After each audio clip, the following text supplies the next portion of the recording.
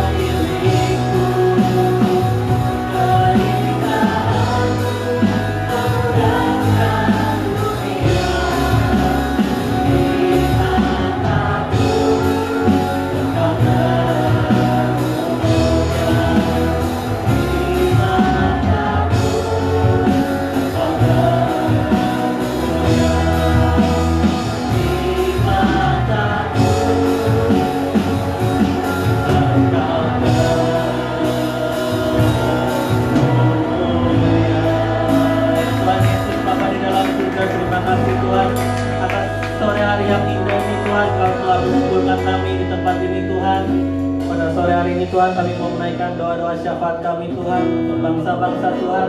Hari-hari ini Tuhan, bukan kondisi yang mudah Tuhan, kami rindukan Tuhan ada perdamaian Tuhan di atas bangsa-bangsa Tuhan, agar segala peperangan Tuhan, segala konflik politik Tuhan, Kau yang turun tangan Tuhan, Kau yang pegang kendali Tuhan, Kau yang berkuasa atas semua itu Tuhan. Biar perdamaian-Mu Tuhan atas bangsa-bangsa, Kau lahirkan Tuhan pemimpin-pemimpin yang takut akan Tuhan di atas bangsa-bangsa, pemimpin-pemimpin yang sungguh Tuhan menyenangkan hati-Mu Tuhan, agar gereja-gereja juga Tuhan di dunia Tuhan bisa bersatu hati Tuhan di zaman yang tidak mudah ini Tuhan, untuk memimpin umat-umat-Mu Tuhan pada kehidupan yang lebih baik lagi Tuhan. Kami juga mau menaikkan doa-doa kami Tuhan kepada negeri kami Tuhan, Indonesia Tuhan, negeri yang kami cintai Tuhan. Hari-hari ini Tuhan, walaupun ada pandemi COVID-19 ini Tuhan, yang semakin hari nampaknya semakin parah Tuhan, tapi kami yakin Tuhan, Kau tetap memegang kendali Tuhan atas negeri kami Indonesia Tuhan. Belas kasihan-Mu Tuhan, cinta kasih-Mu Tuhan, sungguh terlebih besar bagi Indonesia Tuhan. Kami yakin Kau punya rencana yang lebih besar lagi Tuhan atas Indonesia Tuhan. Kami tahu Tuhan, Kau yang pegang kendali Tuhan, dan kami juga rindukan Tuhan ada kebangkitan rohani Tuhan di Indonesia Tuhan, terutama atas generasi-generasi muda Tuhan, kebangkitan rohani yang besar yang lebih dari yang dapat kami pikirkan Tuhan. Kami juga berdoa Tuhan agar pemerintahannya dari presiden, wakil presiden, menteri-menteri, gubernur, semua jajaran pemerintahan Tuhan, Kau lahirkan pemimpin yang takut akan Tuhan. Kau lahirkan pemimpin-pemimpin yang membuat aturan yang menyenangkan hati-Mu Tuhan. Kami juga rindukan Tuhan rakyat-rakyat Indonesia yang bisa mematuhi aturan yang ada Tuhan, sehingga COVID bisa segera selesai dan Indonesia bisa bangkit kembali Tuhan. Kami juga berdoa Tuhan untuk pemulihan ekonomi di negeri kami Indonesia Tuhan. Banyak orang-orang yang saat ini kehilangan pekerjaan mereka, tapi kami rindukan Tuhan, Kau bisa memulihkan keadaan mereka Tuhan. Kami juga berdoa Tuhan bagi negeri di mana kami berada saat ini Tuhan. Tidak kebetulan kami berada di Korea Selatan saat ini Tuhan. Kami turunkan berkat Tuhan yang berlimpah-limpah atas negeri ini Tuhan. Dan kami rindukan Tuhan adanya perdamaian antara Korea Selatan dengan Korea Utara Tuhan, sehingga Engkau bisa diberitakan sampai ke Korea Utara sana juga Tuhan. Kami rindukan adanya pemerintahan di Korea Selatan ini yang benar-benar takut akan Tuhan, yang menyenangkan hati-Mu Tuhan. Kami juga rindukan adanya kebangkitan generasi-generasi muda di Korea Selatan ini, sehingga ada kebangkitan rohani yang lebih besar dari yang pernah ada di Korea Selatan ini Tuhan. Kami juga rindukan Tuhan segala kuasa-kuasa hedonisme, ateisme, materialisme yang banyak Tuhan atas orang-orang di negeri ini Tuhan, kami patahkan dalam nama Tuhan Yesus. Kami juga berdoa Tuhan bagi PIC Korea, gereja di mana kami berada dan bertumbuh Tuhan. Kami doakan Bapak rohani kami, Pastor Niko, Senior Pastor Johan, Overseer Pastor kami, Pastor Harun, Mister Pastor kami di sini, Pastor Dedi dan juga beserta istri Susan. Kami doakan Associate Pastor Ko Kevin, kami doakan kultur leader yang ada, Brian, Ive, Cipeti, Ko Kevin, berkati Tuhan di Korea ini, berkati mereka semua Tuhan. Kau pakai mereka lebih lagi Tuhan, Kau turunkan hikmat, kebijaksanaan yang lebih-lebih lagi Tuhan. Kami rindukan adanya jiwa-jiwa baru yang mau bertumbuh Tuhan di gereja kami ini Tuhan. Jadikan kami alat kerajaan-Mu Tuhan, jadikan kami tentara-tentara-Mu Tuhan yang semakin hari semakin menyenangkan hati-Mu Tuhan dan sesuai dengan kehendak-Mu Tuhan. Terima kasih Tuhan atas waktu yang Kau berikan ini Tuhan. Kami mau memuji nama-Mu, kami mau meninggikan nama-Mu, kami mau memuliakan Kau lebih dan lebih lagi Tuhan. Semua yang siap untuk memuji Tuhan sama-sama katakan amin. Saya undang jemaat untuk bisa bangkit berdiri. Shalom semua. Shalom. Bisa berikan senyuman yang terbaik kepada kanan kiri. Shalom.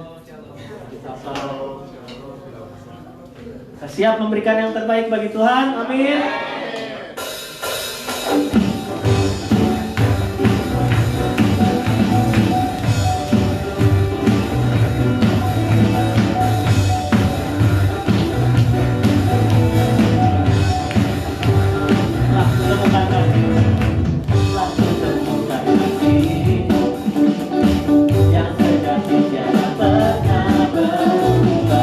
Hanya di dalam-Mu, Yesus Tuhanku.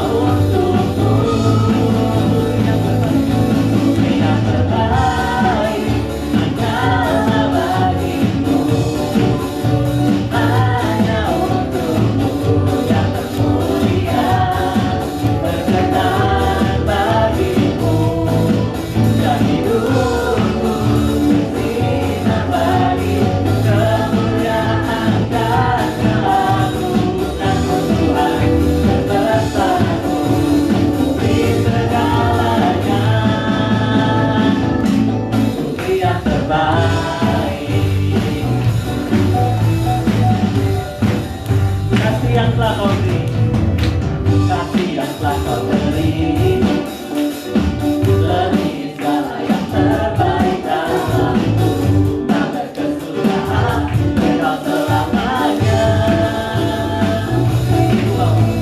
Ku bawa kepadamu hidup kami Tuhan, bagai persembahan, terimalah pujian dari hatiku, hanyalah untukmu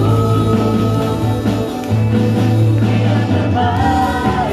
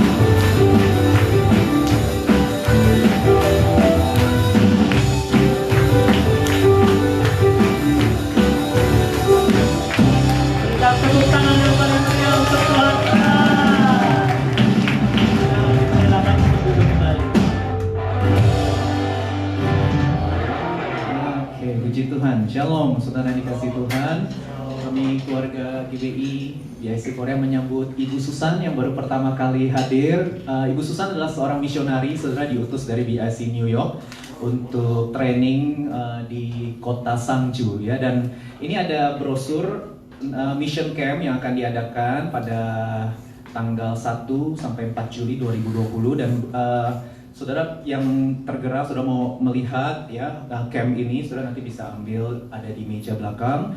Nanti bisa tanya-tanya juga dengan Ibu Susan. Ibu Susan lumayan jauh loh, bukan lumayan jauh dari kota Sangju, saudara ya. Sangju ke Sinchon tadi saya tanya kira-kira sekitar 2,5 jam ya. Wow, luar biasa. Kita bersyukur sekali buat kehadiran Ibu Susan dan kita welcome. Dan juga saudara, renungan BIC saudara tetap bisa melihat di link website bicsoulworldpress.com. Setiap hari ada renungan-renungan yang saudara bisa lihat, renungkan bersama, sehingga saudara mengalami pembaharuan akal budi, semakin dalam mengenal dan mengasihi Tuhan. Dan pengumuman minggu ini kita semua akan bersama-sama Cool gabungan, sudah jadi Community of Love, nama komsel kita. Cool bersama akan diadakan hari Sabtu ini, tanggal 27 Juni, jam 4 sore di Move Dance Studio, ya, Hongdae, saudara. Oke, baik, dan hari ini kita mau berdoa untuk saudara Erik, ya, yang akan kembali ke negeri tercinta, ya saudara ya, ke Indonesia, ke kota Surabaya, untuk melanjutkan kehendak Tuhan dalam hidupnya.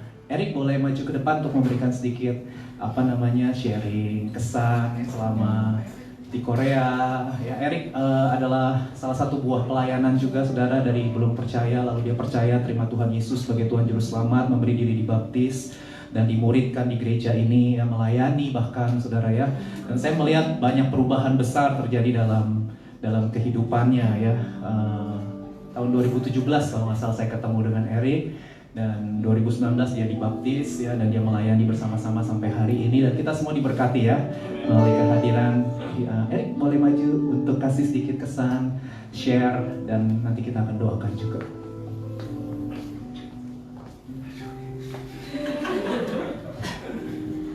Shalom semuanya.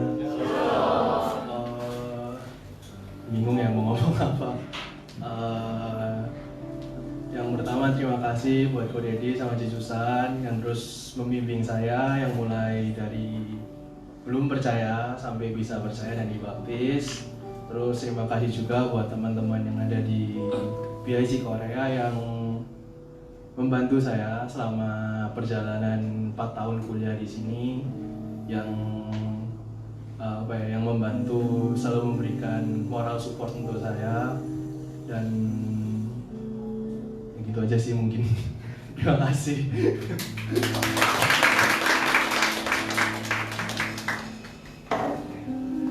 Kita ada apresiasi buat Erik. Terima kasih buat Erik, thank you. Terima kasih. 1, 2, 3.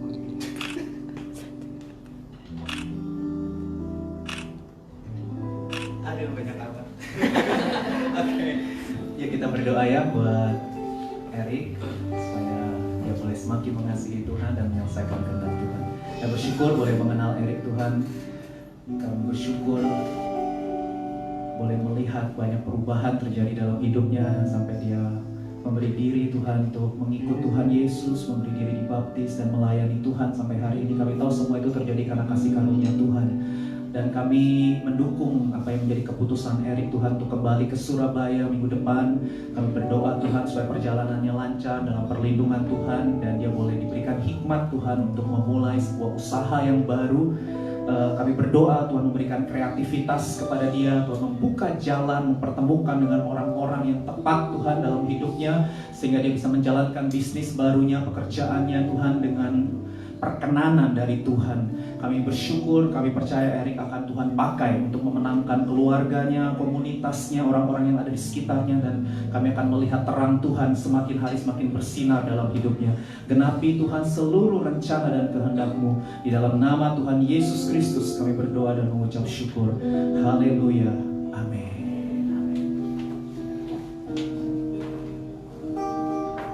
Oke, kita akan memberikan persembahan keuangan kita. Saya mengundang pelayan untuk mempersiapkan diri. Mari kita angkat di tangan kanan kita amplop yang sudah ada di kursi saudara. Mari kita sama-sama berdoa kepada Tuhan. Bapa di surga, kami mendeklarasikan bahwa segala sesuatu dalam hidup kami, termasuk harta, keuangan, ini adalah milik kepunyaan Tuhan. Kami bersyukur jika sampai hari ini Tuhan masih mempercayakan kepada kami harta keuangan untuk kami kelola dengan benar. Dan kami mau bersyukur, bersuka cita Tuhan diberi kesempatan untuk mendukung pekerjaan pelayanan, memuridkan orang-orang Tuhan di gereja ini. Dan kami mau memberi dengan sukacita. Kami bersyukur dalam nama Tuhan Yesus, semuanya sukacita memberi. Mari sama-sama katakan amin.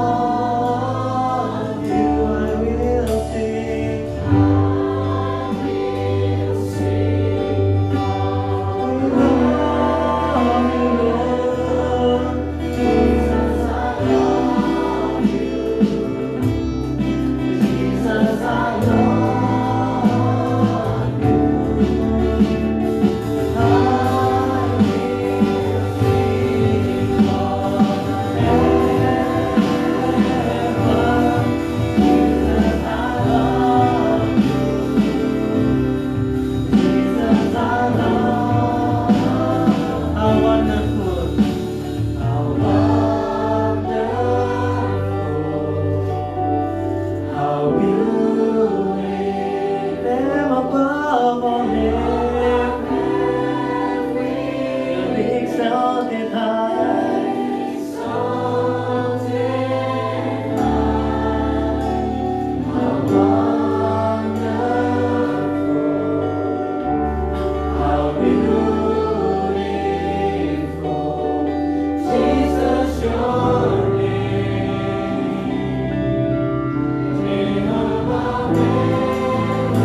Dan jemaat pada nyanyikan How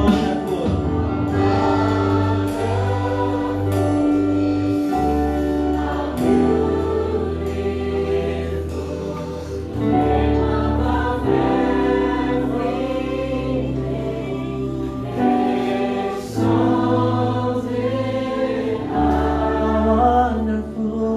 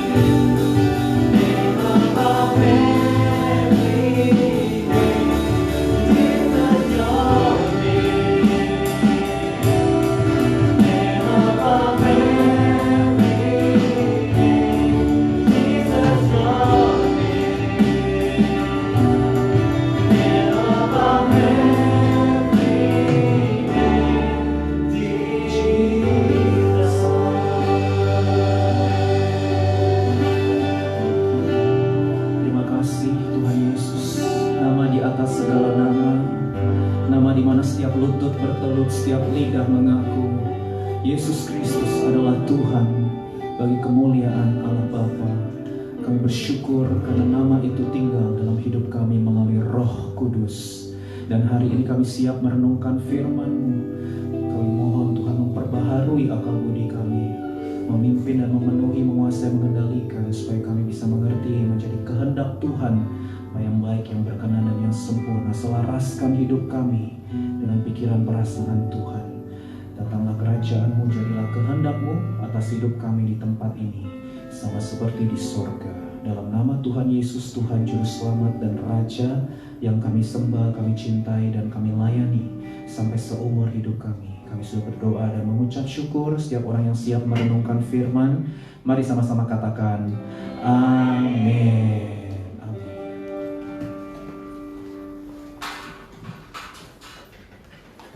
Selamat sore, shalom, salam damai sejahtera dalam Tuhan Yesus Kristus.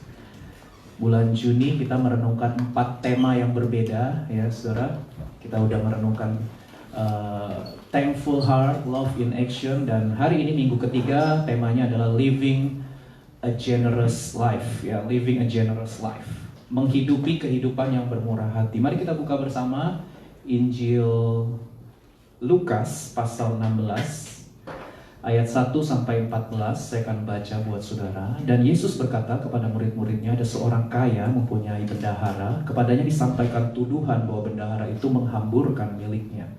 Lalu ia memanggil bendahara itu dan berkata, apa yang kudengar tentang engkau? Beri pertanggungjawaban atas urusanmu, sebab engkau tidak boleh lagi bekerja sebagai bendahara. Kata bendahara itu dalam hatinya, apa yang harus aku perbuat? Tuanku memecat aku dari jabatanku sebagai bendahara. Mencangkul aku tidak dapat, mengemis aku malu. Aku tahu apa yang akan aku perbuat apabila aku dipecat dari jabatanku sebagai bendahara. Ada orang yang akan menampung aku di rumah mereka.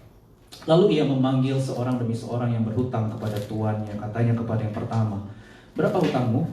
Jawab orang itu, 100 tempayan minyak.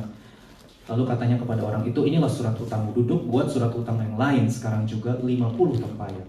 Kemudian dia berkata kepada yang kedua, berapa hutangmu? Jawab orang itu, 100 pikul gandum. Katanya kepada orang itu, inilah surat hutangmu, buatlah surat hutang lain 80 pikul. Lalu Tuhan itu memuji bendahara yang tidak jujur itu karena ia telah bertindak dengan cerdik. Sebab anak-anak dunia ini lebih cerdik terhadap sesamanya daripada anak-anak terang. Dan aku berkata kepadamu, ikatlah persahabatan dengan mempergunakan mamon yang tidak jujur, supaya jika mamon itu tidak dapat menolong lagi, kamu diterima di dalam kemah abadi. Barang siapa setia dalam perkara-perkara kecil, ia setia juga dalam perkara-perkara besar. Dan barang siapa tidak benar dalam perkara-perkara kecil, ia tidak benar juga dalam perkara besar. Jadi jikalau kamu tidak setia dalam hal mamon yang tidak jujur, siapa yang akan mempercayakan kepadamu harta yang sesungguhnya? Dan jikalau kamu tidak setia dalam harta orang lain, siapa yang akan menyerahkan hartamu sendiri kepadamu?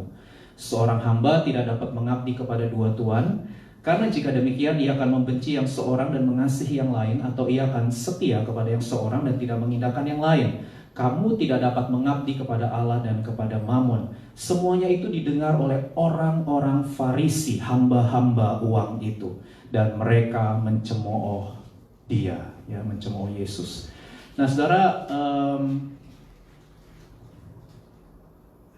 oke, baik. Saudara, tokoh utama dari perumpamaan ini adalah seorang tuan yang kaya dan bendaharanya, ya. Jadi pada zaman dulu itu, saudara, bendahara itu memiliki hak total untuk melakukan transaksi atas nama tuannya.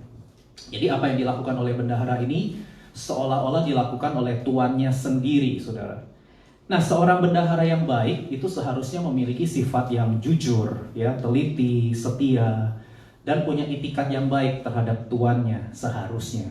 Tapi tidak demikian di perumpamaan ini, saudara. Meskipun bendahara ini seorang yang pintar, ya, kompeten, tapi ternyata bendahara ini adalah seorang yang selfish, ya, egois, dan tidak jujur.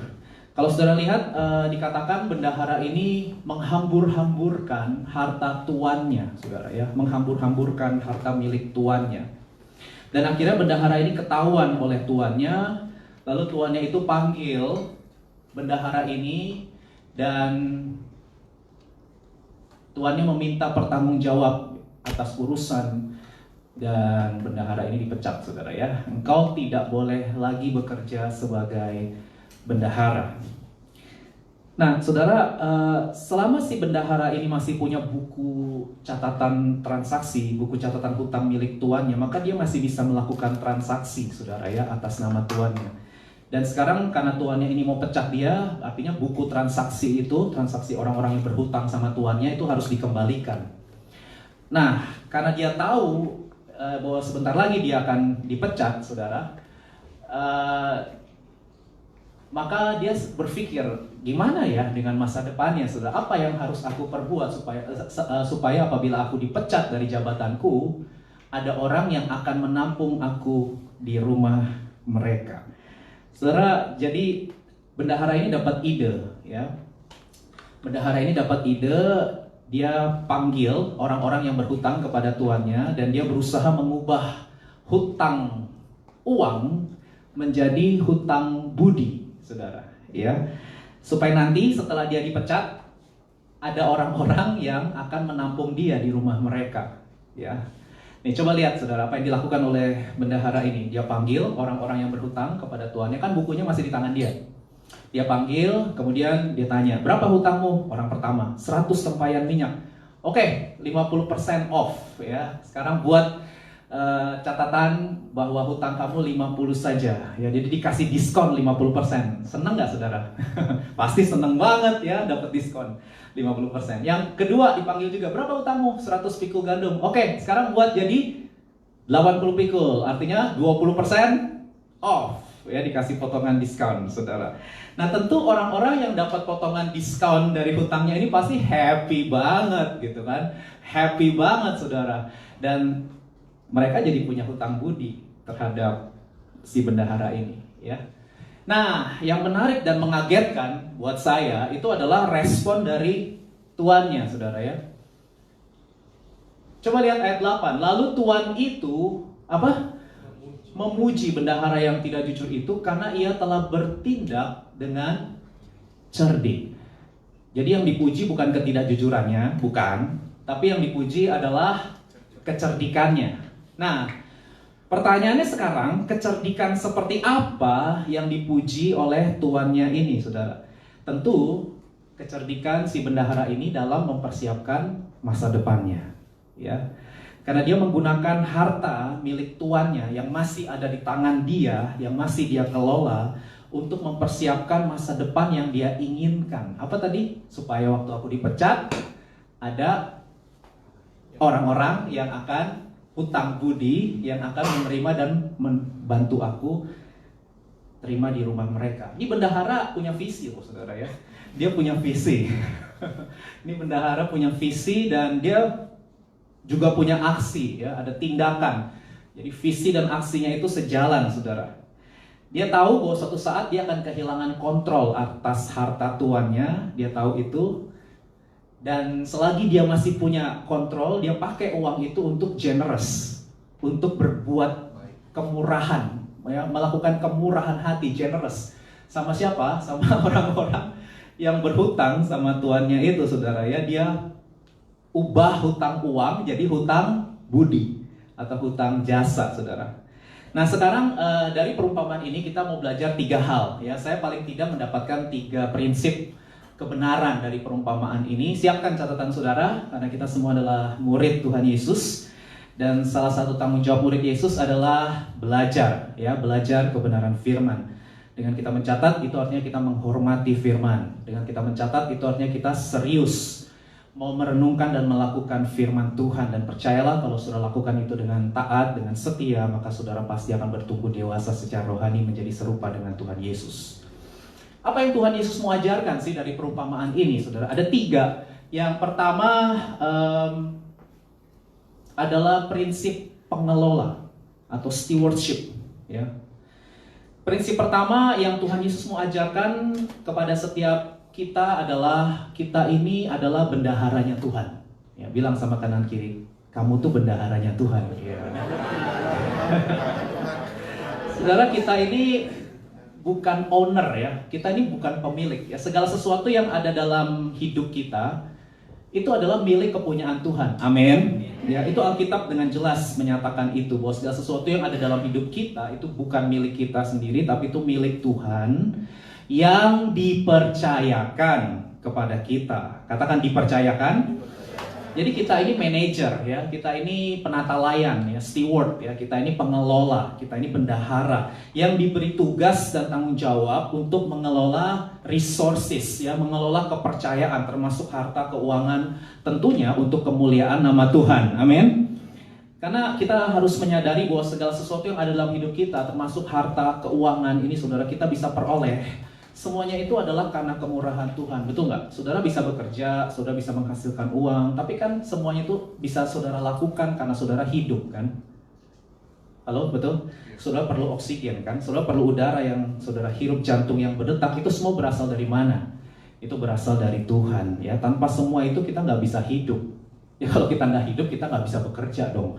Kita nggak bisa menghasilkan sesuatu. Jadi apapun yang kita peroleh dalam hidup ini, itu adalah kemurahan Tuhan. Amin, saudara. Nah implikasinya apa? Implikasinya adalah kita memiliki tanggung jawab terhadap segala sesuatu yang Tuhan percayakan kepada kita. Karena suatu saat nanti Tuhan akan meminta pertanggungjawaban atas resources yang Tuhan percayakan kepada kita. Tuhan akan menilai apakah kita seorang pengelola yang bisa dipercaya atau tidak. Itu prinsip yang pertama yang saya pelajari. Prinsip yang kedua, saudara, adalah prinsip tujuan kekal. Katakan tujuan kekal. Tuhan Yesus mau mengajarkan kepada setiap kita, orang-orang percaya, untuk memakai, mempergunakan resources, termasuk harta, keuangan yang Tuhan percayakan itu dengan cerdik. Katakan dengan cerdik. Harus cerdik ya. Harus cerdik saudara. Kita harus mempergunakan setiap resources yang Tuhan percayakan dalam hidup kita dengan cerdik untuk mempersiapkan tujuan kekekalan kita. Tujuan kekekalan kita. Nah, saudara, apa sih maksudnya? Oke, saya akan jelaskan kepada saudara. Kalau saudara lihat ayat 8b, tadi Tuhan Yesus itu membandingkan antara kecerdikan anak-anak dunia dengan kecerdikan anak-anak terang. Dan ironinya Tuhan Yesus berkata, anak-anak dunia lebih cerdik terhadap sesamanya daripada anak-anak terang, saudara. Waduh. Nah, pertanyaannya sekarang lebih cerdik dalam hal apa, saudara? Ini jadi bahan evaluasi. Kita kan semua anak-anak terang, amin. Ya, kita semua orang-orang percaya, orang-orang yang kenal Tuhan. Lebih cerdik dalam hal apa? Kalau sudah baca tadi perumpamaan itu, maka kita tahu konteksnya itu lebih cerdik dalam konteks mempersiapkan masa depannya, ya, dalam merencanakan dan mempersiapkan masa depan.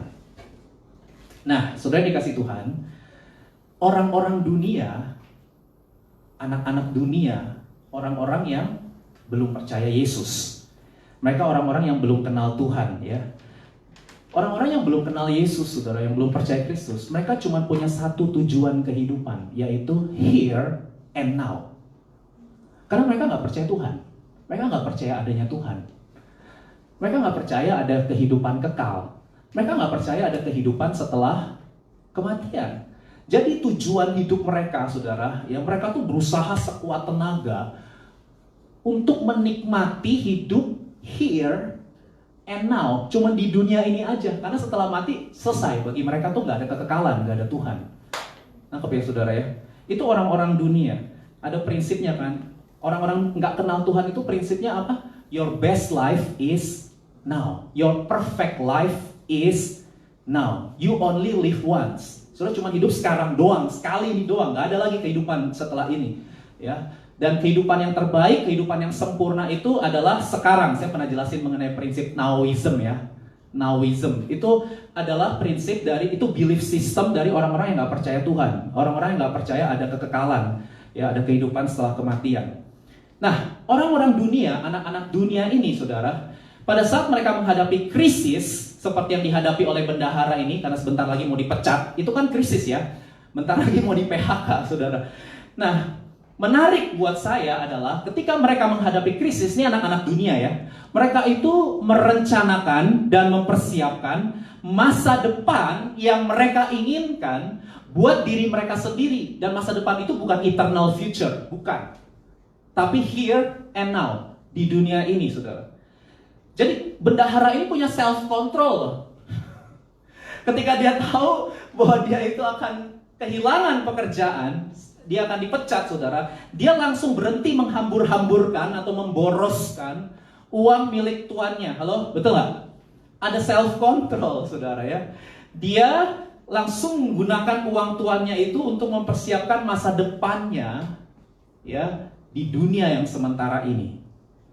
Nah, ironinya adalah meskipun anak-anak terang, saudara dan saya, orang-orang percaya, kita semua tahu kan bahwa dunia ini sudah jatuh di dalam dosa. Ini dunia yang imperfect. Ini dunia yang tidak normal. Ini dunia yang tidak ideal. Saudara dan saya juga tahu dan setuju bahwa dunia ini pasti akan lenyap. Halo.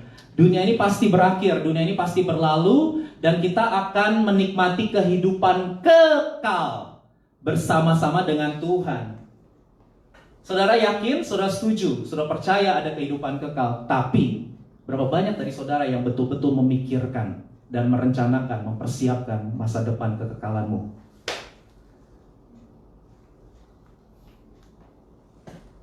Karena tidak sedikit orang-orang yang mengaku Kristen, yang mengaku percaya kekekalan, cara mereka dealing dengan uang, cara mereka berurusan dengan uang, cara mereka mengelola keuangan tidak beda sama anak-anak dunia yang tidak percaya kekekalan.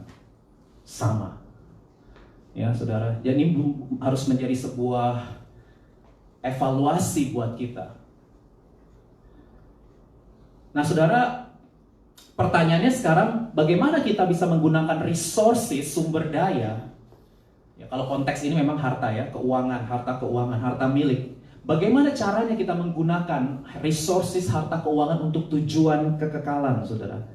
Nah, Tuhan Yesus memberitahu di Lukas pasal 16 ayat 9. Dalam bahasa Inggrisnya dikatakan, here's the lesson. Use your worldly resources to benefit others and make friends. Then when your possessions are gone, they will welcome you to an eternal home. Gunakan persahabatan.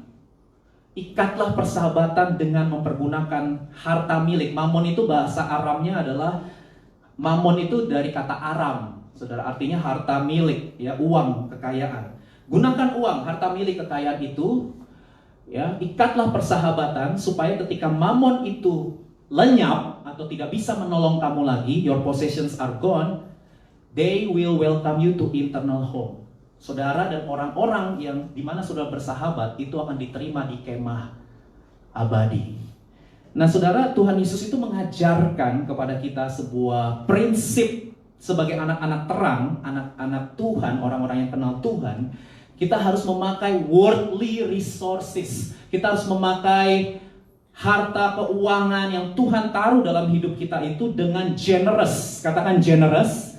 Ya, dengan murah hati untuk tujuan yang kekal. Apa itu tujuan yang kekal? Kemah abadi, eternal home. Eternal home. Nah, apa itu eternal home atau kemah abadi? Saudara sudah tahu. Itu bicara tentang relationship, fellowship with God. Ya, Yesus berkata Yohanes 17 ayat 3, inilah hidup yang kekal itu bahwa engkau mengenal Allah. Ya, mengenal itu pakai kata ginosko. Itu bicara tentang loving relationship. Itu bicara tentang fellowship dengan Allah.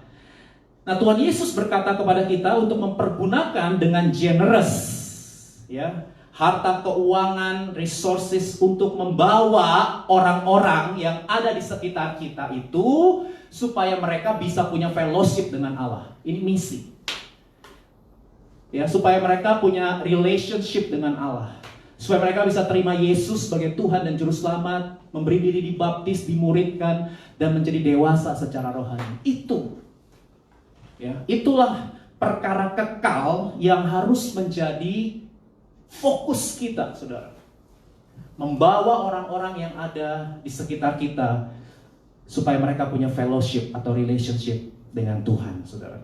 Nah, menarik karena ada kata ini, saudara. Kalau di bahasa Indonesia, jika mamon itu tidak dapat menolong lagi, tapi kalau di bahasa Inggrisnya itu bukan if, tapi when. When your possessions are gone. Artinya suatu saat resources, uang, harta itu pasti lenyap. Ada batas waktunya, saudara ya. Kayak lagunya Noah itu, tak ada yang abadi. Ya, tak ada yang abadi, ya. Segala sesuatu yang ada dalam hidup kita itu suatu hari akan lenyap. Nah, pertanyaannya, apa yang saudara sudah lakukan terhadap resources, harta, keuangan yang pasti lenyap itu? Apa yang saudara sudah lakukan untuk kekekalan? Are you selfish or are you generous? Jika saudara generous dengan orang lain, maka saudara tahu bahwa hidup saudara itu seperti sungai. Kemarin kata Ponti, apa? Generous life itu apa, Ponti? Definisinya gaya hidup berbagi. Ya, karena kita meresponi anugerah Tuhan. Saya jadi ingat lagu sekolah minggu. Kasihnya seperti sungai, kasihnya seperti sungai, kasihnya seperti sungai di hatiku. Tahu nggak sungai? Sungai itu selalu mengalirnya kemana? Keluar. Gak pernah menyimpan buat diri sendiri. Hidupnya itu selalu berbagi dengan orang lain, saudara. Ya, mengalirkan kasih Tuhan kepada orang lain, pada orang-orang yang ada di sekitar saudara, sehingga orang-orang tersebut tersentuh hatinya. Dan mereka mau menerima Yesus sebagai Tuhan dan Juru Selamat, mau jadi murid Yesus. Dan pada akhirnya mereka dan saudara akan diterima dalam fellowship, menikmati Tuhan selama-lamanya. They will welcome you to an eternal home. Itu, saudara. Ada sebuah quotes ya dari seorang bernama Francis Bacon. Francis Bacon bilang, money is a great servant, great slave, budak yang baik, but a bad master atau evil master. Uang itu adalah hamba yang baik, tapi dia adalah tuan yang jahat. Kira-kira sudah ngerti gak maksud pepatah ini? Sebenarnya bicara tentang harta milik, bicara tentang uang itu netral, saudara. Ya, netral. Tapi sikap hati kita terhadap, nah itu, sikap hati kita jadikan dia itu hamba, artinya kita kontrol, kita perbudak, kita kendalikan, atau kita jadikan uang itu tuan, uang yang memperbudak kita, uang yang kontrol kita, uang yang kendalikan kita. Ya. Kalau kita menjadikan dia tuan, kita menjadikan dia penguasa atas hidup kita, maka kita akan melihat, saudara, ada begitu banyak orang meninggalkan iman, meninggalkan keluarga, meninggalkan kesehatan, meninggalkan etika, meninggalkan moral, demi mendapatkan ambisi ingin cepat kaya. Rusak dan hancur semua relationship yang dia bangun. Ya, ada istilah menghalalkan segala macam cara. Kenapa bisa sampai seperti itu, saudara? Karena uang dijadikan tuan. Tapi kalau saudara jadikan uang itu hamba, dia hamba yang baik. Saudara bisa perbudak uang, bisa perbudak resources untuk memuliakan nama Tuhan, untuk menjadi berkat bagi orang-orang, untuk membawa orang-orang menjadi murid Tuhan Yesus Kristus. Sehingga nanti pada waktunya, saudara dan saya punya fellowship, relationship eternally with God. Itu kemah abadi. Berapa banyak dari saudara yang sudah memberikan itu untuk pelayanan pemuritan? Berapa banyak, berapa persen yang uang yang saudara sudah spend untuk mendukung misi, mendukung pelayanan pemuritan, saudara? Atau kita terjebak dengan 1 Timotius pasal 6 ayat 9 sampai 10.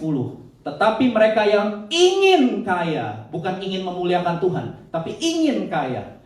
Harusnya kan inginnya itu memuliakan Tuhan harusnya, dengan mempergunakan kekayaan harusnya. Tapi ini enggak. Ingin kaya, ya, terjatuh ke dalam pencobaan, ke dalam jerat, ke dalam berbagai-bagai nafsu yang hampa dan mencelakakan, yang menenggelamkan manusia ke dalam keruntuhan dan kebinasaan. Ayat 10 kita baca bersama, 2-3. Karena akar segala kejahatan adalah bukan banyak uang loh. Orang Kristen boleh gak banyak uang? Halo? Kalau saudara lihat di Alkitab, orang-orang perjanjian lama itu mereka kaya, saudara ya.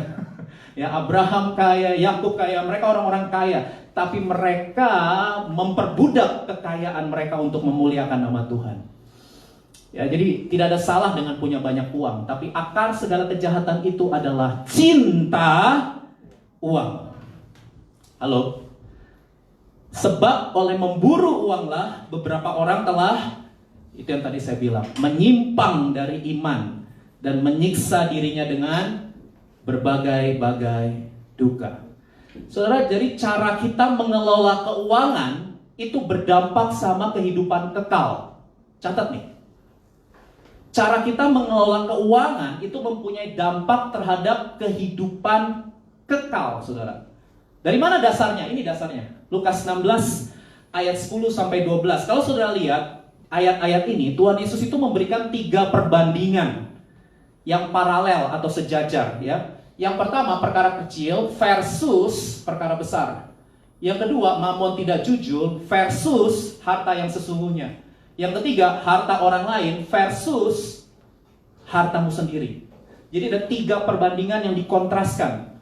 Nah, saudara, bicara tentang perkara kecil, mamon tidak jujur, harta orang lain, itu bicara tentang resources, harta. Harta milik, uang yang Tuhan percayakan kepada kita selama kita masih hidup di dunia ini, ya. Sedangkan perkara besar, harta sesungguhnya dan harta apa nih? Dan hartamu sendiri itu merujuk kepada kehidupan yang kekal. Jadi Tuhan memberikan perbandingan dan menarik buat saya, ya. Saya begitu baca, jadi urusan uang menurut Yesus itu urusan kecil. Coba lihat. Perkara kecil, ini banyak dikutip ayat ini keluar dari konteksnya, ya. Ini konteksnya tentang keuangan, tapi banyak orang kutip ayat ini keluar dari konteks. Ini konteksnya tentang financial, saudara, tentang keuangan. Jadi menurut Tuhan Yesus itu, kalau kita sama urusan yang kecil aja gagal, maka gak usah muluk-muluk kita ngomong perkara-perkara, aku cinta Tuhan Yesus, aku hidup bagi Yesus, mati untuk Yesus, aku rela berkorban, mempersembahkan semua yang kumiliki. Gak usah ngomong begitu. Kalau sama urusan duit aja, pelitnya minta ampun. Omong kosong. Nangkep ya? Karena bagi Yesus, urusan uang itu perkara kecil. Kalau saudara gak beres dengan yang kecil, gak usah bilang, aku cinta Yesus selama-lamanya, aku mau habis-habisan. Gak bakal. Kalau yang kecil aja kita gak setia, Jangan ngomong-ngomong yang besar. Wah, ini menyentak saya juga, saudara. Waduh. Saya ketika merenungkan ini juga, wah, saya juga kena, saudara ya. Kena juga. Ini firman. Saudara, ada sebuah quotes ya. If stewardship is a sign of a redeemed life, then Christian will, by their new natures, want to give. Over time, compassionate and generous use of their resources will become an eternal part of their Christian lives. Apa itu artinya? Jika mengelola uang dengan benar merupakan bukti dari hidup yang sudah ditebus oleh Tuhan. Jadi ternyata mengelola uang itu bukti hidup kita ditebus sama Tuhan loh. Sebab kamu telah ditebus dan kamu bukan milik kamu sendiri, sebab harganya telah lunas dibayar. Ada ayatnya 1 Korintus 6 ayat 19-20. You are not your own. Karena saudara sudah ditebus. Saudara milik siapa? Saudara milik Tuhan Yesus. Dan salah satu bukti tandanya adalah cara kita mengelola keuangan. Itu adalah bukti. Jika mengelola uang dengan benar merupakan bukti dari hidup yang sudah ditebus oleh Tuhan, maka orang Kristen dengan hakikatnya yang baru itu pasti akan memberi. Dan dengan berjalannya waktu, menggunakan uang dengan kasih dan kemurahan hati itu menjadi bagian yang tidak terpisahkan dari kehidupan Kristen. Itu sesuatu yang normal gitu maksudnya, ya. Nah, jadi saudara, kita memiliki tanggung jawab untuk mengelola resources. Baik, kalau bicara resources nggak cuma bicara uang. Bicara generous life itu sebenarnya tidak sekedar bicara uang. Cuma memang ini konteksnya, perumpamaan ini bicara soal harta milik atau uang ya. Tapi segala sesuatu yang ada dalam hidup kita, kepandaian, keterampilan, kecerdasan, tubuh, kesehatan ya, semuanya itu adalah resources yang Tuhan taruh dalam hidup saudara untuk saudara menjalankan misi Tuhan. Pertanyaannya, apa itu misinya Tuhan? Matius pasal 28 ayat 19-20. Udah, ini aja saudara. Ya, fokus aja sama ini karena ini perintah Yesus, ini amanat agung Yesus. Semua resources kita harus bermuara ke sini. Kecerdasanmu, pekerjaanmu, bisnismu, ya, keterampilanmu, karunia-karuniamu, bakatmu, talentamu, uang, harta milik, aset, semua yang ada dalam diri kita itu muaranya itu ini aja, saudara. Matius pasal 28 ayat 19-20. Pergilah, jadikan semua bangsa murid Yesus. Ini butuh resources, harus ada yang dukung ini supaya terrealisasi, saudara. Kalau nggak ada yang dukung, nggak bisa terrealisasi. Ini harus ada orang-orang yang punya hati untuk bisa merealisasikan. Making disciples of all nations.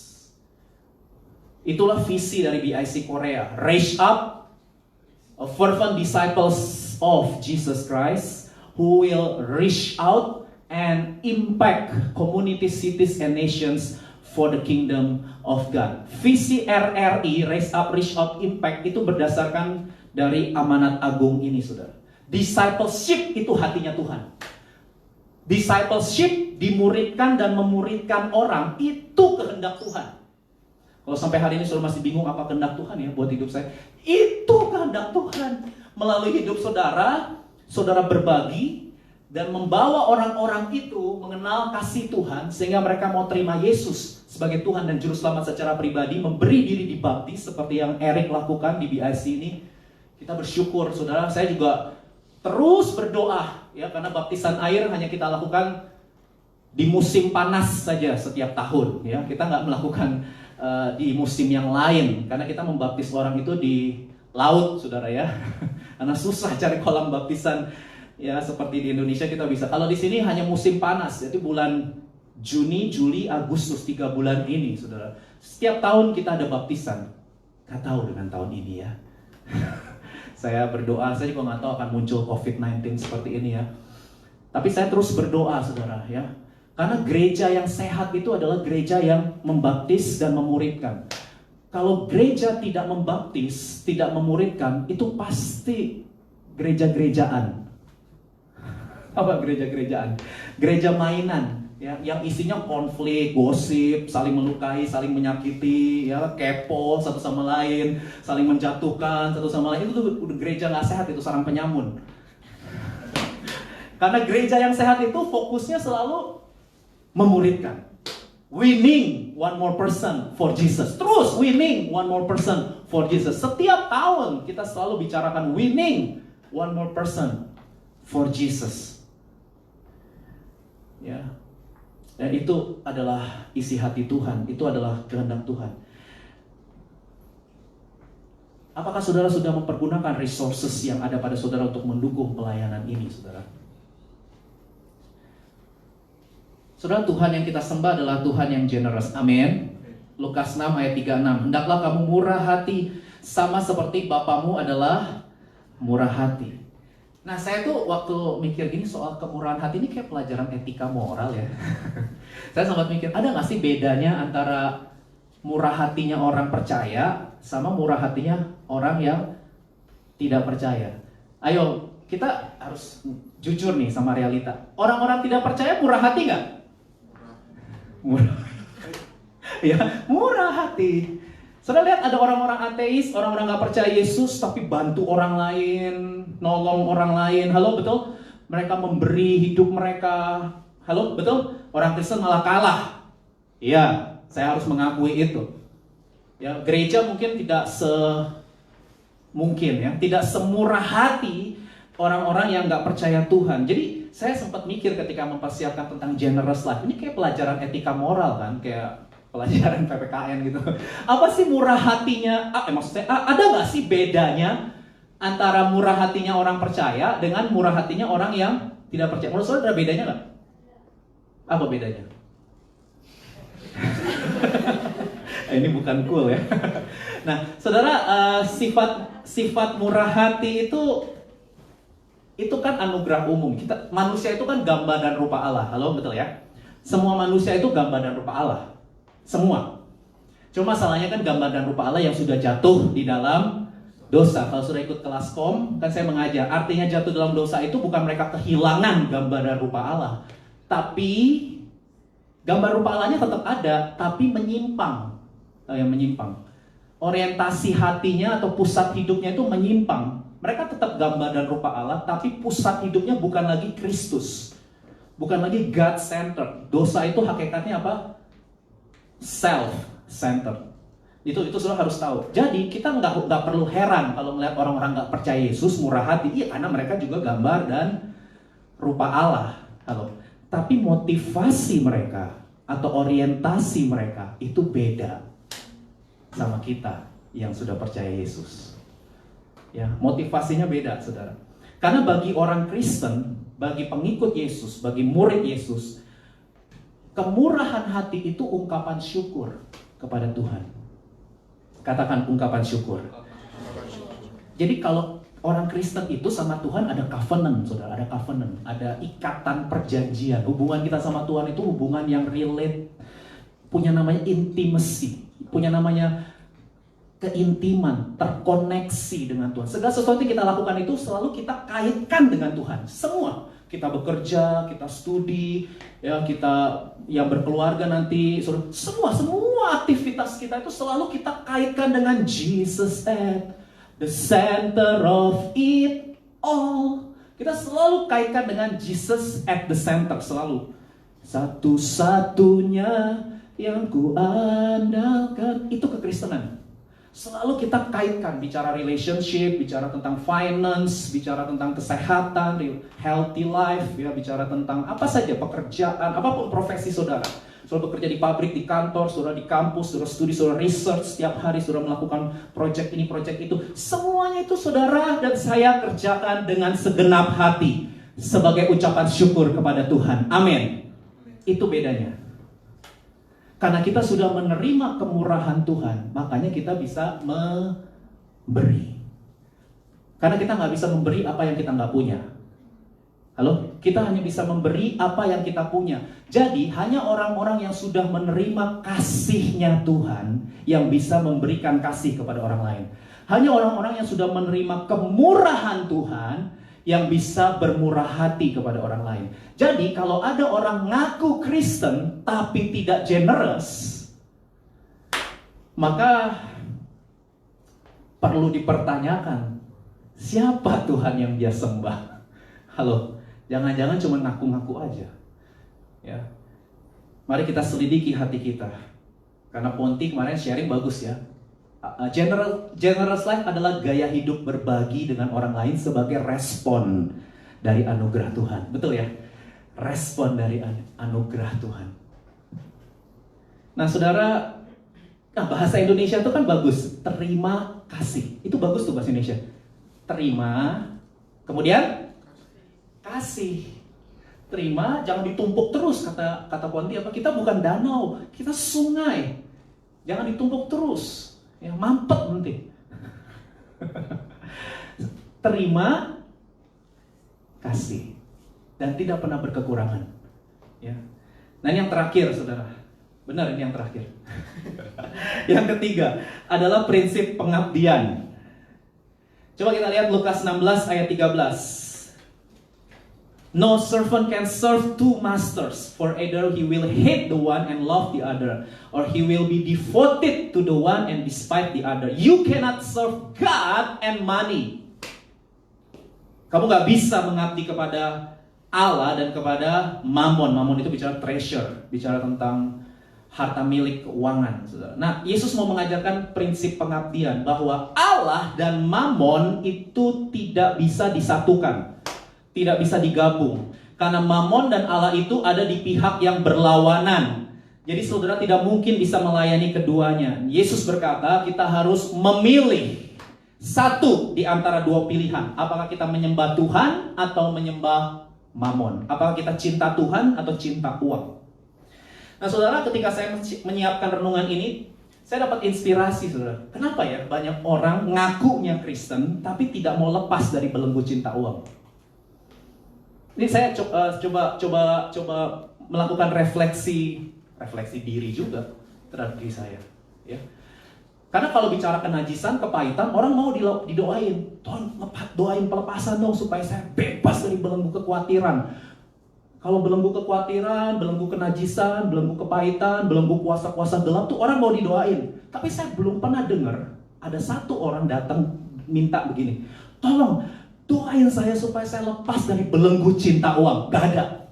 Pelayanan dari umur 14 tahun sampai saya hari ini, sudah saya gak pernah ketemu ada orang minta didoain, dilepasin dari belenggu cinta uang. Gak ada. Gak ada. Kalau belenggu kepahitan, luka batin, banyak. Ya, jimat-jimat, apa segala macam banyak. Tapi gak ada orang yang tolong saya terikat Mammon. Tolong lepasin saya. Gak ada saudara. Gak ada. Saya pikir-pikir, kenapa nggak ada ya? Karena Yesus berkata, di mana hartamu berada, di situ hatimu berada. Nah, saya coba melakukan. Tadi kan Patrick nyanyi keindahanmu memudarkan dunia. Benar nggak sih lagu itu? Ya, saya lagi coba melakukan refleksi gitu. Kenapa ya orang-orang nggak mau lepas dari belenggu cinta uang? Tiba-tiba saya dapat inspirasi. Karena selama ini kenikmatan, rasa aman, kenyamanan buat hidup mereka itu bukan Tuhan Yesus, tapi uang. Makanya nggak mau mereka lepasin. Karena selama ini yang membuat mereka percaya diri, yang membuat mereka berharga, yang membuat mereka puas, bahagia, punya makna hidup, yang membuat mereka punya kepastian dan jaminan itu bukan Tuhan Yesus, tapi uang. Kenapa nggak ada satu orang pun yang datang minta didoain lepas dari belenggu cinta uang? Karena mereka takut kehilangan kenyamanan, kenikmatan, pleasure, rasa percaya diri, rasa berharga, jaminan yang selama ini mereka sandarkan kepada uang, bukan kepada Tuhan Yesus. Jadi kalau uang diambil dalam hidup mereka, seperti Yesus berkata sama orang-orang, jual semua harta milikmu, ikut aku. Apa yang dia lakukan? Langsung gak jadi ikut Yesus, saudara. Karena harta miliknya itu sumber bahagianya dia. Sumber kenikmatan dia tuh ada di situ. Padahal sebenarnya kalau dia jual, benar gak sih dia bakal miskin? Halo. Tuhan Yesus bakal care gak sama dia? Pasti care. Cuman orang itu gak berani ngelepasin, saudara. Dan akhirnya orang itu tidak memiliki hidup yang kekal, gak punya relasi dengan Tuhan. Sama dengan orang-orang Farisi. Coba sudah lihat orang-orang Farisi ya, ketika dengar perumpamaan Yesus itu, apa mereka bertobat, saudara? Coba sudah lihat responnya orang-orang Farisi. Semuanya itu didengar oleh orang-orang Farisi, hamba-hamba uang. Dan lihat respon mereka ketika dengar pengajaran Yesus. Mereka mencemooh Yesus. Yesus dicemooh. Jadi nggak usah kaget juga kalau kita dicemooh, saudara ya. Lalu ia berkata kepada mereka, kamu membenarkan diri di hadapan orang, tetapi Allah mengetahui hatimu, sebab apa yang dikagumi manusia dibenci oleh Allah.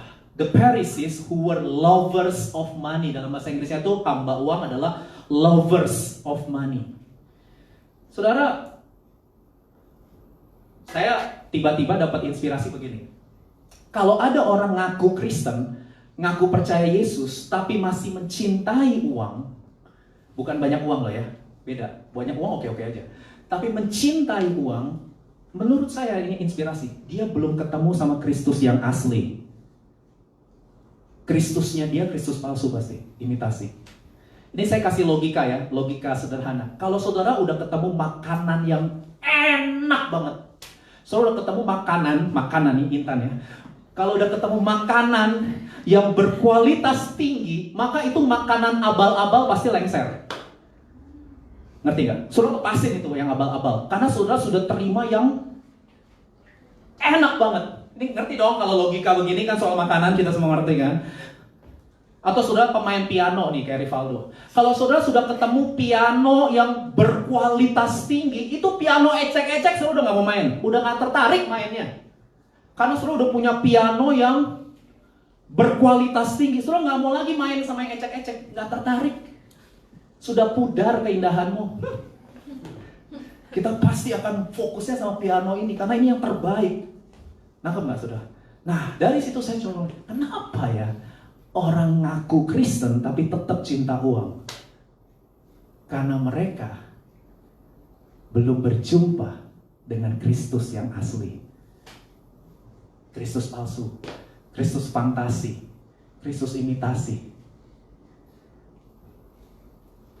Karena kalau orang sudah ketemu sama Kristus yang asli, Kristus yang sejati, itu responnya pasti kayak Rasul Paulus. Lagu yang dinyanyikan sama Patrick tadi. Filipi pasal 3 ayat 8. Karena pengenalan akan Kristus Yesus Tuhanku, ini yang asli nih, bukan yang fantasi. Kristus yang asli. Paulus bilang gini, lebih mulia daripada semuanya. Oleh karena dialah Kristus, aku telah melepaskan itu yang abal-abal, yang ecek-ecek itu. Tuhan-Tuhan kecil itu semua dilepasin sama Paulus. Apa sih Tuhan-Tuhan kecilnya Paulus? Kesombongan. Yang Paulus itu sombongnya minta ampun, surah pride, keangkuhan. Ya, semua popularitas itu dilepas sama Paulus. Dan dia menganggapnya itu, sorry nih, tapi Paulus yang tulis, sampah. Supaya aku memperoleh Kristus. Jadi kalau ada orang mengaku percaya Yesus tapi masih tertarik sama mamon, masih cinta sama uang, itu pasti bukan Kristen sejati. Kristen palsu. Nanti ketahuannya memang di hari akhir zaman. Kita nih Kristen sejati atau Kristen palsu nanti ketahuan. Kalau sekarang mah semua haleluya, ya semua cinta Yesus. Tapi nanti akan ketahuan kita ini domba atau kambing. Atau serigala berbulu domba. Tanya sama saudara, kamu yang mana? Ya. Kita pasti domba yang sejati, amin. Kita sudah berjumpa dengan Kristus yang asli, amin. Dan Kristus yang asli itu selalu jauh lebih baik dan jauh lebih berkualitas daripada mamon, daripada harta kekayaan dan lain sebagainya. Kristus yang asli itulah yang memberikan kenikmatan hidup. Kristus yang asli itulah yang memberikan rest, kebahagiaan, ketenangan, dan kepuasan yang sejati. Jesus is the excellent master. Amin. Kalau saudara belum bisa melihat itu, dan saudara belum bisa melihat yang lain itu sampah. Kalau saudara belum bisa melihat yang lain itu sampah, berarti saudara belum ketemu sama Kristus yang asli. Ya, tapi saya berdoa supaya kita semua ketemu dengan Kristus yang sejati. Sampai ada gerejanya saudara, gereja Yesus sejati. Tahu nggak? Ada itu gerejanya. Ya, Karena Kristus yang asli itu tidak mungkin bisa digeser dengan yang lain. Yohanes pasal 10, sebentar lagi saya selesai. Dikatakan pencuri datang hanya untuk mencuri, membunuh, dan membinasakan. Aku datang, kata Yesus, supaya mereka mempunyai hidup dan mempunyainya dalam segala kelimpahan. Akulah gembala yang baik. Gembala yang baik memberikan nyawanya bagi domba-dombanya. Saudara, hidup Tuhan Yesus itu adalah hidup yang penuh dengan kelimpahan. Setuju nggak? Amin. Apa maksudnya hidup dalam kelimpahan? Konteksnya bicara soal gembala yang baik. Ini konteksnya gembala yang baik, konteksnya. Ya. Hidup yang berkelimpahan itu adalah memberikan nyawa. Love is giving. Minggu lalu saya sudah sampaikan. Hidup dalam segala kelimpahan yang diajarkan Tuhan Yesus itu bukan memperkaya diri gitu kayak Paman Gober yang apa tuh? Film Donald Bebek ya, apa berenang di tumpukan uang gitu ya. Apa memperkaya diri sendiri, bukan. Hidup yang berkelimpahan yang diajarkan oleh Tuhan Yesus adalah kehidupan yang tidak berhenti memberkati orang lain. Terus menerus mengalirkan berkat. Seperti sharingnya Pastor Harun Lee ya. Orang yang bahagia itu orang yang apa? Become others oriented. Serving others, itu orang yang bahagia. Tapi kalau saudara terus me, myself, and I, sampai kapanpun saudara nggak akan pernah menikmati kebahagiaan dan kepuasan. Makarios itu, internal, inside out. Nah menarik karena Yesus bilang pencuri datang hanya untuk mencuri, membunuh, dan membinasakan, saudara. Ini gambaran. Pencuri, perampok itu adalah orang-orang yang keinginannya hanya mengejar dan mendapatkan keuntungan bagi dirinya sendiri. Orang-orang yang hanya maunya merampas dan mengambil sesuatu dari orang lain. Itu pencuri. Seringkali ini dipakai untuk iblis ya. Sebenarnya nggak cuma iblis. Tapi orang yang motivasinya datang ke gereja itu, apa yang bisa saya dapatkan di gereja ini? Khotbahnya bagus nggak? Presentasinya bagus nggak? Ada yang cantik nggak? Ada apa nih di gereja ini? Saya ingat waktu pertama kali saya buka gereja tahun 2013, orang chatting saya gini, apa yang saya bisa dapatkan dari BIC? Wih, ada shelter nggak? Ada ini nggak? Ada itu nggak? Ada segala macam. Wih, lalu pikirannya gitu, aku datang untuk mendapatkan sesuatu. Tapi kalau orang yang berkelimpahan nggak begitu. Aku datang untuk melayani. Aku datang untuk memberi. Orang-orang yang selama ini melayani setiap minggu itu orang-orang yang berkelimpahan, saudara. Karena hidup mereka ditujukan untuk melayani Tuhan dan sesama. Tepuk tangan dong untuk para pelayan yang sudah setia selama ini melayani ya.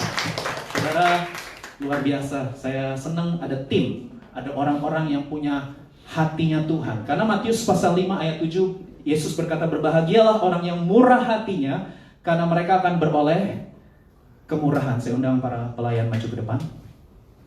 Saudara, ini sebuah prinsip yang paradoks ya. Kan seharusnya kalau bermurah hati harusnya kita kekurangan kan. Kalau kita memberi itu berarti harusnya kita kekurangan dong. Kalau kita memberi habis dong kita. Ya itu kan konsepnya kita kan. Tapi bagi Tuhan Yesus justru orang-orang yang berbahagia itu, makarios ya kata Yunaninya. Orang-orang yang berbahagia itu adalah orang yang hidupnya murah hati sama orang lain. Dalam bahasa Yunaninya elemon. Elemon itu artinya compassion, merciful, punya belas kasihan sama orang lain. Yang hidupnya itu kalau melihat orang belum percaya, melihat orang-orang yang belum mengalami keselamatan tuh, mereka hatinya tuh langsung penuh dengan belas kasihan. Mereka doain supaya orang itu terima Tuhan Yesus. Ya, mereka generous supaya orang-orang itu mengalami kekekalan, mengalami kehidupan yang kekal, mengalami relasi dengan Tuhan. Dan Alkitab berkata seperti lagu ini, semakin hari semakin bertambah. Jadi kalau kita murah hati justru semakin hari gak pernah kekurangan. Semakin bertambah besar anugerahmu. Terus saudara akan menikmati kemurahan Tuhan. Coba praktekin. Coba mulai praktekin saudara. Saudara akan melihat kelimpahan itu datang dari, ini bukan soal banyak sedikitnya uang ya. Aduh, kok Dedi saya masih studi, masih student, gak punya banyak uang. Tuhan Yesus gak ngomong soal banyak sedikitnya uang. Janda yang memberi dari kekurangan itu ya justru dipuji daripada orang kaya yang memberi dari kelimpahannya. Halo, saya lagi gak bicara soal saudara student, saudara masih dapat uang dari orang tua dan lain sebagainya, saudara belum bekerja sedikit. Enggak, ini gak ada urusannya sama jumlah uang tapi ini urusan hati, attitude of heart. Ini bicara sikap hati sebenarnya. Saya mulai mengembalikan perpuluhan itu sejak saya terima Yesus umur 15 tahun sampai sekarang. 15 tahun saya dapat uang dari orang tua. Tapi begitu saya terima uang dari orang tua dikit, gak banyak, SMP, saya udah mengembalikan perpuluhan karena saya tahu itu mendukung pelayanan pemuritan. Saya tahu, saya dukung gereja lokal saya karena di situ saya tahu saya bertumbuh. Saya dukung. Dan gak cuma 10% sudah, tapi saya juga memberi persembahan ucapan syukur, benih yang ditabur. Nggak hitung-hitungan sejak umur 15 tahun sampai hari ini. Saudara pikir saya orang banyak uang, banyak orang uangnya lebih banyak dari saya. Saya sampai hari ini aja rumah nggak saya selesai. Udah dari tahun 2008 sampai hari ini saya bangun rumah di Salatiga nggak saya selesai. Ya, karena hati saya bukan fokus ke situ. Hati saya fokus bagaimana hidup saya ini bisa memberi untuk pekerjaan Tuhan. Soal rumah itu nanti lah Tuhan, saya percaya waktunya indah lah. Nggak tahu udah berapa lama. Sekarang COVID lagi nggak dibangun lagi. Tapi saya punya istri yang juga cinta Tuhan, yang hatinya tuh melayani. Gak pernah nanya juga, tuh rumah kapan selesainya? Ya, karena saya memang gak mau hidup dalam hutang ya. Jadi saya memang gak pakai hutang, gak mau hutang saya. Jadi saya hanya memberi, kalau saya ada berkat saya kasih. Enggak. Kalau orang yang hutang itu kan supaya rumahnya cepat jadi, itu biasanya lebih tercekik ya. Karena kalau bisa hindari hutang. Hutang itu berbahaya, hutang itu mencekik kita ya. Jadi lebih baik saudara hidup dengan iman ya, dan dengan hikmat, supaya saudara bisa mengelola semuanya dengan benar. Tapi kalau saudara sudah terlanjur berhutang, ya sudah, bayar hutangmu, ya, bayar hutangnya. jangan nggak bayar. Nah, saudara ada 3 prinsip yang kita pelajari hari ini ya, prinsip pengelola, prinsip tujuan kekal, dan prinsip pengabdian. Mari sama-sama kita datang kepada Tuhan. Menyenangkanmu, senangkanmu, hanya itu kerinduanku. Saya undang kita bangkit berdiri bersama. Menyenangkanmu, senangkan hatimu, hanya itu kerinduanku. Menyenangkanmu, menyenangkanmu,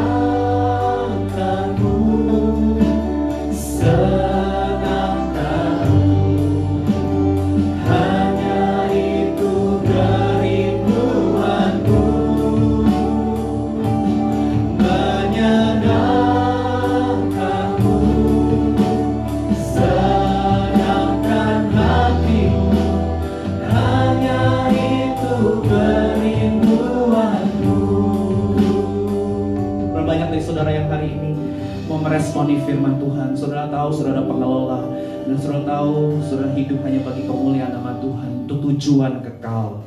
Saudara mau punya hati yang penuh belas kasihan terhadap jiwa-jiwa yang terhilang, yang belum percaya, dan saudara mau mendukung supaya mereka mengalami Yesus, supaya mengalami keselamatan, misi. Dan saudara tahu saudara hidup untuk menjadi berkat bagi orang lain, untuk memuliakan nama Tuhan, mengabdi hanya kepada Kristus yang sejati, Kristus yang asli. Dan saudara mau melepaskan segala belenggu-belenggu yang selama ini ada dalam hati saudara, yang membuat saudara tidak bisa hidup dalam kemurahan hati.